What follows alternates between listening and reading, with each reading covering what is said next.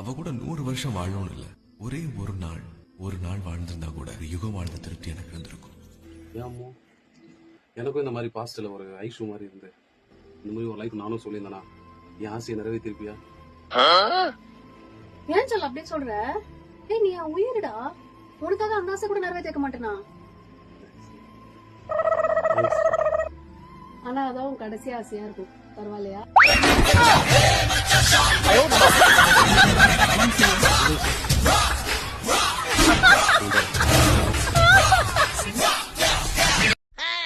குடிக்காம இருந்தா கேட்கவே மாட்டேன்ல.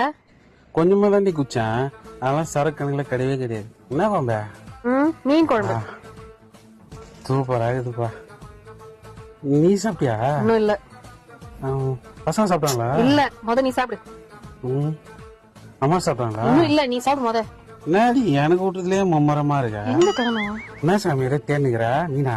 மீன்லாம் இல்ல, ஒரு பல்லி இருந்துச்சு அதை தேடி. சின்ன பல்லி தான், ஒண்ணா சாப்பிடு. சின்ன பள்ளி வந்தாலும் வருஷம் வருஷம் தாண்டி. கொஞ்சமா குடிச்சாலும் சரக்கு சரக்கு தான்.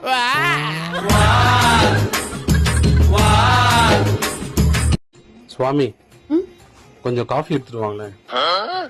அப்படிலாம் முடிச்சு பார்க்க கூடாது சுவாமி, சாந்தமா இருக்கணும். ஏதாவது சொன்னா சரி சாமி சொல்லணும். அப்படியா? சரிங்க சாமி, இந்தாங்க சாமி. கொடுங்க. நன்றி சாமி. சாமி என்ன சாமி? சர்க்கரை கொஞ்சம் கம்மியாக உள்ள கொஞ்சம் தூக்கலாக போட்டு வரங்களேன். கொடுங்க. இந்தாங்க. மிக்க நன்றிகள் சுவாமி.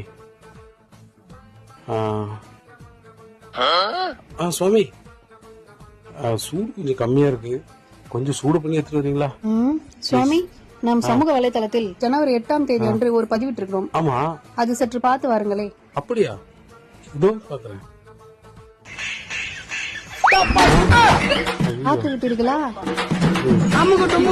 நாளை வெள்ளிக்கிழமை கோவிலுக்கு சென்று வந்து மாலை கழட்டி விடுவேன். சற்று சிந்தித்து செயல்படுங்கள். காஃபி சூடாக வேண்டுமா? இதுவே போதும், இதுவே அமிர்தம் மாதிரி இருக்கின்றது. சிங்கத்தை போட்டோல பாத்திருப்ப, சினிமால பாத்திருப்ப, டிவில பாத்திருப்ப, ஏன் கூண்டுல கூட பாத்திருப்ப. கம்பீரமா காட்டுல நடந்து பாத்திருக்கியா? வெறித்தனமா தனியா நின்னு வேட்டையாடி பாத்திருக்கியா? ஓங்கி அடிச்சா 1.5 பாக்குறியா? பாக்குறியா?